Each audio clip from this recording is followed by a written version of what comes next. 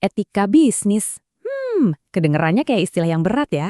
Mungkin buat orang-orang di ruang rapat aja gitu. Tapi sebenarnya ini tuh soal dilema yang kita semua hadapi setiap hari.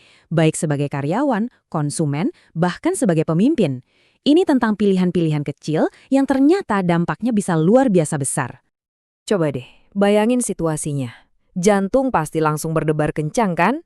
Di satu sisi ada pekerjaan kamu, tapi di sisi lain ada prinsip kamu. Nah, dilema kayak gini nih, inti dari etika bisnis. Dan keputusan apapun yang kamu ambil, itu punya konsekuensi yang sangat-sangat nyata. Jadi gimana dong cara kita ngelewatin dilema-dilema ini? Nah, kita bakal bedah bareng-bareng dalam 5 langkah. Kita mulai dari kenapa etika itu penting banget, terus gimana perusahaan bisa berbuat baik, apa aja sih aturannya, gimana cara kita sebagai individu bikin pilihan, sampai akhirnya gimana seorang pemimpin bisa nyiptain budaya yang berintegritas. Oke, kita mulai dari yang paling dasar dulu. Kenapa sih kita harus pusing-pusing mikirin etika? Jawabannya ternyata simpel banget. Ini bukan cuma soal jadi orang baik, tapi ini soal hidup matinya sebuah bisnis. Anggap aja etika itu pondasi sebuah gedung. Tanpa pondasi yang kuat, mau segede dan semegah apapun perusahaannya, ya tinggal tunggu waktu aja buat ambruk. Satu skandal etis aja bisa ngancurin reputasi yang dibangun bertahun-tahun cuma dalam sekejap. Dan biayanya itu bukan main-main loh, bener-bener nyata. Pertama, reputasi publik hancur lebur. Dari situ bisa kena denda hukum yang bikin perusahaan lumpuh. Terus apalagi? Kepercayaan pelanggan hilang. Dan di dalam perusahaan sendiri, semangat karyawan jadi anjlok. Ujung-ujungnya apa? Orang-orang hebat, talenta-talenta terbaik, jadi ogah gabung sama perusahaan yang integritasnya dipertanyakan. Oke, tadi kita udah ngomongin resikonya ya, sisi gelapnya. Sekarang, yuk kita lihat sisi proaktifnya.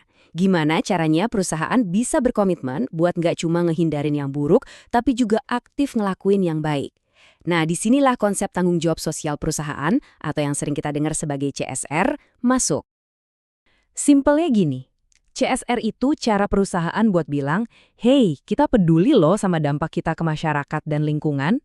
Ini kayak pernyataan resmi kalau fokus mereka itu lebih luas dari sekedar cari untung. Nah, ini nih yang menarik. Disinilah letak perdebatan paling mendasar di dunia bisnis. Perusahaan itu sebenarnya ada buat siapa sih? Apakah tujuannya murni buat memaksimalkan keuntungan buat para pemilik saham? Atau perusahaan punya kewajiban yang lebih luas ke karyawan, pelanggan, bahkan masyarakat? Disinilah ketegangan utamanya terjadi. Nah, setelah ngomongin kerangka yang sifatnya sukarela kayak CSR, sekarang kita masuk ke aturan main yang sesungguhnya. Sistem yang memaksa organisasi buat patuh biar nggak kena sanksi berat. Yang ini bukan lagi pilihan, tapi kewajiban.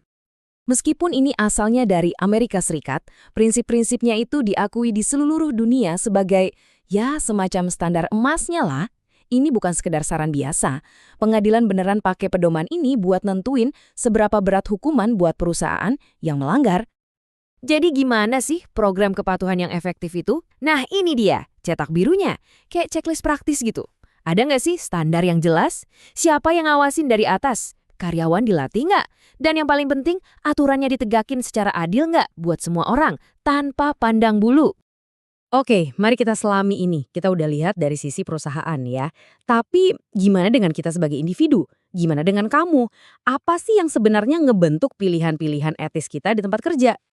Sebelum kita lanjut, coba deh renungin bentar. Kalau kamu ada di situasi sulit kayak di awal tadi, apa yang paling gede pengaruhnya buat keputusanmu? Suara hati kamu? Tekanan dari bos? Atau mungkin kebutuhan keluarga? Jawabannya seringkali nggak sesederhana itu kan? Ternyata, keputusan kita itu kayak campuran dua hal. Di satu sisi, ada faktor individu, siapa diri kita, apa yang kita percaya. Tapi di sisi lain, ada faktor situasional yang kekuatannya luar biasa. Budaya kantor, tekanan dari atasan, dan apa yang teman-teman kerja kita lakuin. Dan kadang-kadang, jujur aja, faktor situasional ini bisa ngalahin niat baik kita sendiri. Nah, kalau faktor situasional atau budaya itu sebegitu kuatnya, terus siapa dong yang tanggung jawab buat ngebentuknya? Jawabannya jelas, pemimpin. Budaya etis itu nggak muncul tiba-tiba dari antah berantah, ia harus dibentuk dari atas ke bawah. Yuk kita lihat gimana caranya. Ini ibaratnya peralatan wajib buat setiap pemimpin. Semua berawal dari contoh yang kita kasih. Terus, bikin aturan main yang jelas lewat kode etik dan training. Tapi, aturan doang nggak cukup.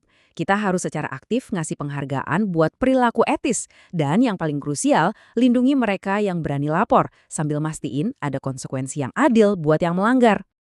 Ini penting banget buat diingat. Menjadi pemimpin yang etis itu sebuah proses yang aktif dan terus-menerus. Bukan sesuatu yang bisa disetting sekali terus ditinggalin. Kita harus ngejalaninnya setiap hari. Pada akhirnya, semua strategi tadi itu muaranya cuma ke satu kualitas. Seperti kata Dwight D. Eisenhower, kualitas tertinggi untuk kepemimpinan tidak diragukan lagi adalah integritas. Tanpa itu, tidak ada kesuksesan sejati yang mungkin terjadi. Jadi, ini bukan sekedar salah satu sifat baik, ini adalah fondasinya. Pada akhirnya, semua kembali ke pilihan. Hanya karena kita bisa melakukan sesuatu, bukan berarti kita harus melakukannya. Jadi saat nanti kamu dihadapkan pada persimpangan jalan berikutnya, pertanyaan inilah yang akan menentukan arahmu. Makasih banyak sudah menyimak.